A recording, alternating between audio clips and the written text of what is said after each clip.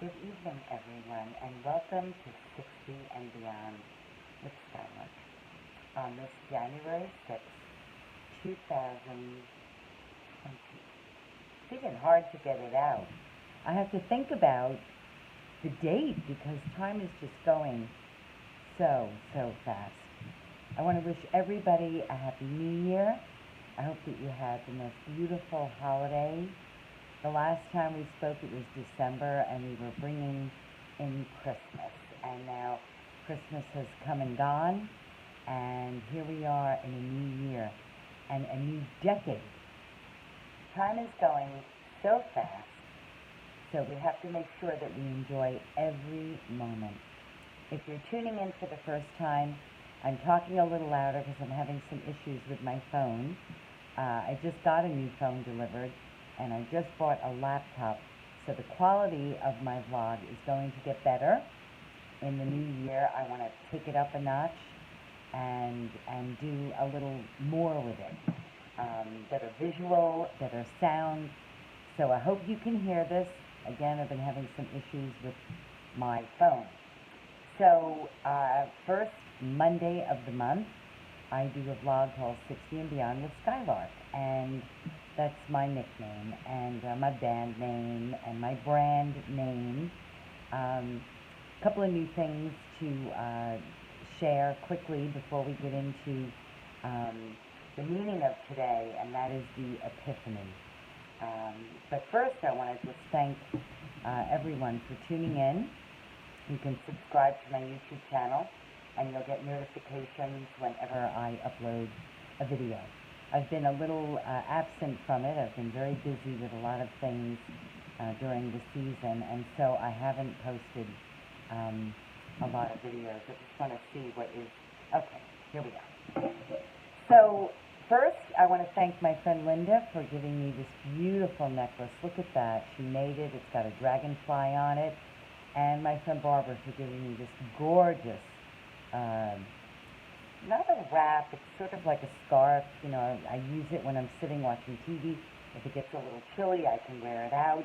I can wear it over a bathing suit on the beach. It's really, really beautiful. It's got flowers and colors and fringe, and she just knew exactly what I love. So thank you, Linda and Barbara.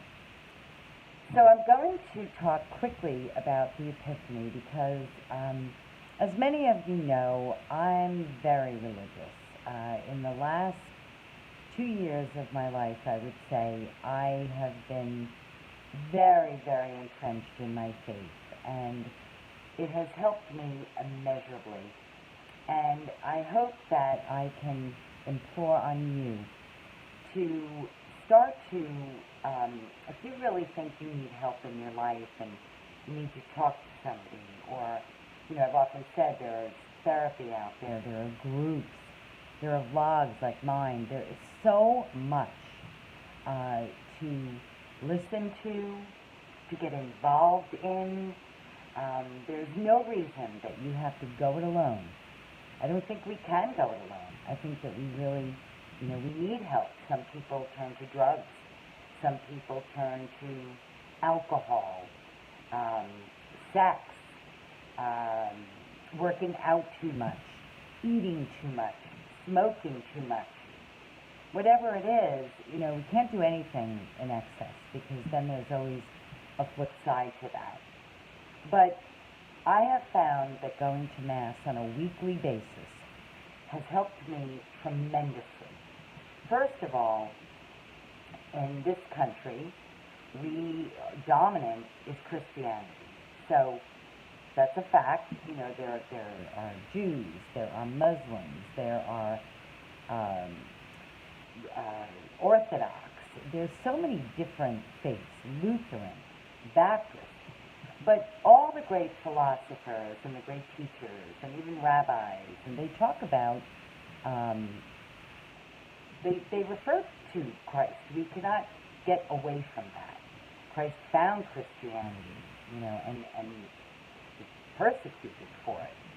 And today marks the Epiphany, which is when the Magi, or known as the Three Kings, went to visit the baby Jesus and present him he was presented on this day to the Gentiles.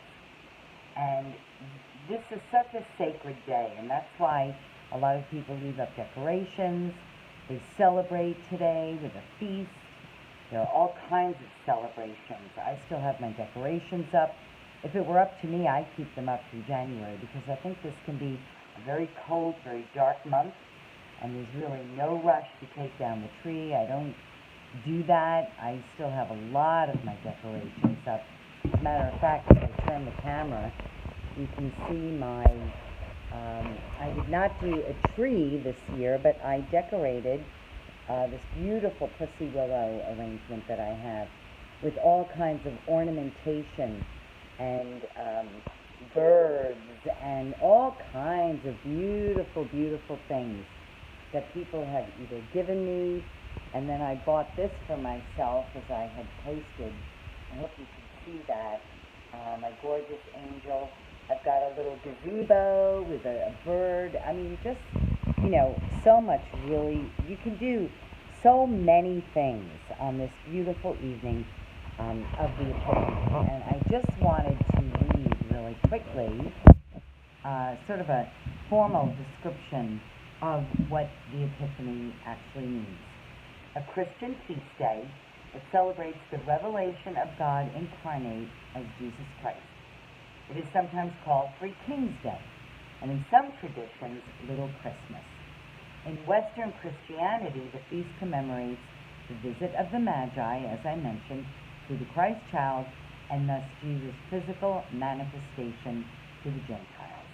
Because there were a lot of Jews at that time. Remember, Jesus was Jewish, and so he was born under King Herod, and ultimately, we all know his demise.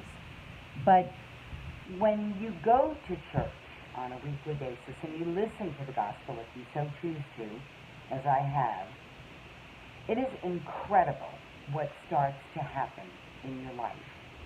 The change, the awareness, the clairvoyance, the messages that you start to receive. I mean, there are things that happen that I don't realize what I have been thinking, or it comes to me, and then I receive the news from a friend or on a phone call. It's happened several times, and it's happening more. So the more that you are aware of the God in you, because our Creator lives within us. And as we start to really learn about that, and thus serve God, because we can't serve two masters. We can't serve ourselves and serve God. We have to choose. So we can serve God and invite God's grace into our heart and live in God's grace, and then that grace starts to serve you. It is an amazing transformation, and it happens over time. And it takes a long time. In my case, it's about, I've been on this path since I'm 16, I would say. I started to really question and search. But in the last 2 to 3 years, it has really become very strong. And now I have a ritual of going to Mass. I went to a beautiful concert in my church yesterday. I heard some of the most gorgeous voices. I heard a song that I had never heard before called Mary, Did You Know? I posted it on my Facebook page today. It brought me to tears. It was absolutely gorgeous. So, look, I started this vlog because I was turning 60 and I was struggling with some things. And I will share the profound change that faith has made in my life. And I implore you to get into some faith-based church or synagogue or mosque. And I also want to touch on some of the anti-Semitism that has been going on. It is just absolutely horrifying to me that anybody has that kind of hate toward another person in their heart. But I can only think that that person is suffering profoundly and is not loving themselves or loving God, and they're acting out. I don't know how we can change that, I think that the marches that have taken place, there was a huge one in Manhattan, that will bring awareness to what is going on and to the horror of it and the fact that it must stop. But it's only going to take people waking up and being aware of the love that was born into them by our Creator. And if you understand that and you live that day in and day out, and you come from a place of love of God, you will see a remarkable difference in your life. You cannot change what is going to happen. Hopefully it will get better. But you can be a beacon of light, of love, and you can start to, you will, over time, after practicing deep faith and the rituals of faith, you will see the change start to happen in yourself. You will start to come only from a place of love and understanding and wisdom and grace, and you will share it with everyone that you come across. And eventually, you will change, and this will be who you are. And it's the most wonderful thing that can happen to you. And on this day, the Epiphany, that is what we are reminded of. We are reminded of the sacrifice that Christ made for us and his teachings. His teachings are beautiful. Priests, they are theologians. They are philosophers. They are masters. They have studied. They preach the gospel, but they speak of love and the love that Christ had for all of us. That is what they talk about. See, it's very complicated to understand religion. And growing up, I was, I'm not going to church. I remember my mother and I having a terrible fight when I was about 16, boys laughing in the background. But it's true. I did not want to go to church, and my mother was insisting that I go with her. Well, I still think about that day because I think I changed in that day. I thought, well, there must be some wonderful message that my mom wants me to hear. So I started to go to church, and then I stopped, and then I started, and then I stopped. But I've been a steady churchgoer now for probably, I live out here 7 years, probably about 4 or 5, and 3, I'll say, every week. And there isn't a day I go to church that I don't hear something else. Something that I go, yeah, that's exactly what's happening. Yes, I understand. And the understanding that starts to come to you over time is absolutely the most wonderful thing that could ever happen to you. That's what I want to share tonight.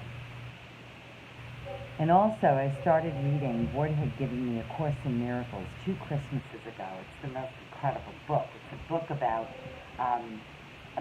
Christ. And it was written by 2 philosophy professors from Columbia who realized that through their teachings, there had to be more than what they were teaching. There had to be something greater than themselves, the Creator. And they started to talk about God and then about Christ. And this book is amazing. It's a book I'm going to promote tonight. You just can't believe. You can't believe it. As I read, and in it, one of the things that I mentioned earlier is that you cannot serve 2 masters. So you have to make a choice. You're either going to serve yourself, which is very limited, or you're going to serve the Creator, or serve Christ, and you will see a remarkable difference in your life. Now, I'm not telling you have to do this. That's what I have chosen to do. And the other thing is, the more you do that, the more you start meeting people who are on the same path that you're on. And there are more than you know. Because when you start talking about your faith in Christ, you can't believe how many people are doing the same thing. So something is shifting. Now, a lot of people like to say Buddha or Krishna or Ram Dass, who recently passed away. But a lot of your Yogananda, Paramahansa Yogananda, another, they all speak of Christ. They all love Christ in his teachings. So I hope that you had a beautiful, beautiful Christmas. It is the birth of Christ, and today is when Christ was brought to the Gentiles. And that is the greatest thing. And the other thing I'll leave you with is that I've got my orchid blooming once again from my friend Tim. It's absolutely beautiful. It's got 5 beautiful new flowers. It blooms every December. Now, she gave it to me for my birthday a couple of years ago, and I'm born on the 26th of December. And it blooms every December before Christmas. So it reminds me of the rebirth that we go through every Christmas. The rejuvenation of life that is so sacred and that has been given to all of us to enjoy, to explore, be curious about everything, be open to everything. When you look around and you see what is around, and it's easy to get bogged down in the day-to-day, trust me, I have some very hard days. Most of them are great. Most of my days are great. Some are hard. But most, I am so happy to wake up, to get dressed, to go to work, to be out in this beautiful, beautiful light, whether it's pouring, snowing, sunny, cold, hot, freezing. I don't care. I really don't even think about it. I just get up and go. And maybe I can shed that onto you this year. Don't wish anything away. Explore, be wondrous, be curious, be in awe, be excited about everything, except computers, which we're trying to set up tonight. And I have to say, it puts me over the edge. I hate it. I'm not technical at all. That's why I'm still doing this on my phone. But I'm really trying to find patience with it. So I'm even going to embrace that. So I send you love. I send you peace. I send you serenity and joy and happiness and all those things. Just keep saying that there's so many things that we can feel. And you get down, look up, the night sky, it has magic. It is beautiful. Tonight Venus was out, and I looked out a couple of hours ago, and then I looked out recently, and it's already way down in the western sky. So this planet is moving all the time. It's the greatest trip we could ever wish to be on. So happy 2020. I'm very excited about a new decade. I hope some really great things happen. They do every day, but greater things need to happen. We need to get more people in faith, more people in love, more people being kind to each other. And thank you for tuning in, and thank you for listening. And I will see you next month on the first Monday of February. We'll talk about Valentine's Day. Why not? All the lovers out there. Everybody's a lover, right? And one other thing I'll leave you with. I've discovered that, I can love anybody. Because that's, yes, not romantically necessarily, but I could love anybody. God created us to love one another, help one another. And that's what I want to do more of. So, all right, peace. I'll see you next month. Good night.